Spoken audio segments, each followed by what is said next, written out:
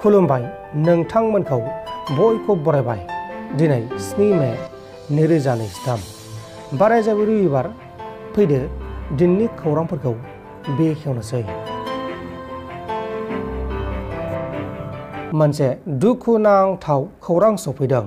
थांनाय 2014 मायथाइयाव मेट्रिक आनजाद आरो थांनाय 2016 मायथाइयाव गोजौसिन गेजेर फरायसालि जोबथा आनजादाव सेथि थाखोआव उथ्रिसार जानो हानाय फरायसा काजु गयारी बिथाङा 25 बोसोर बैसोआवनो रुंसारि जानांबाय।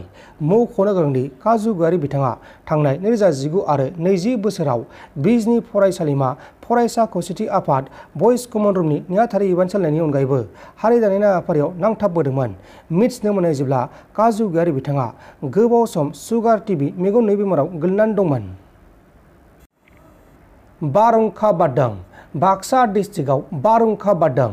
बाक्सा डिस्ट्रिक्टनि बरमा पुलिस बादानि सिङाव थानाय आंगरदुवा सतेरानि थागिबि गलाक रामसियारनि अनजालि बिसि रिता रामसारिया थांनाय बैसागोनि मोसौ बैसागोखालि अदेबानि मोसौ थुखैनाय सानखालिनो गावनि न'निफ्राय गोमादों। नाथाय रिता रामसारिया बबेयाव दंहैयो, सोरजों दंहैयो बेखौ दासिमाव मिथिनो मोननाय जायाखै।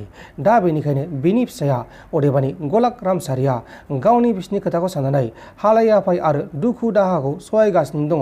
दा बेनिखायनो नोंथांमोना नैबे नुबाय थानाय आइजोखौ अदेबानि रिता रामसारिखौ नुदोंब्लाथाय नैबे नाम्बाराव फन खालामनानै फोरमायहरबानो जाबाय।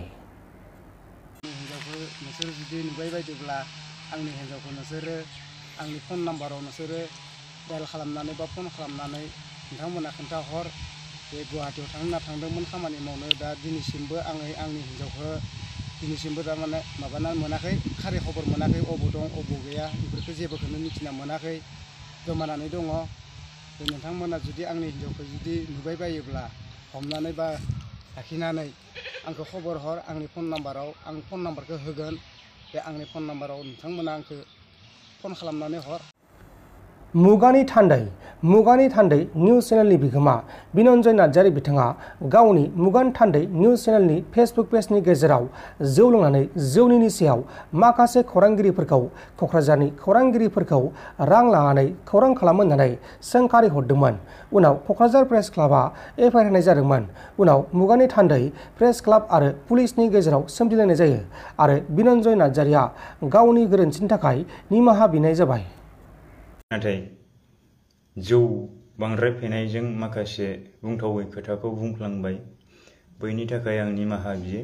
बै समावबो आङो नोंथांमोननो फोरमायनांगोन। साफ्रोमबो सोद्रोमाफोरनिसिम आं गिबियावनो निमाहा बिबाय आरो बिथांमोनहा दिनै जे आंखौ निमाहा होबाय बिनि थाखाय आं थोजासे बिथांमोननि सायाव गोजोननाय बावदों।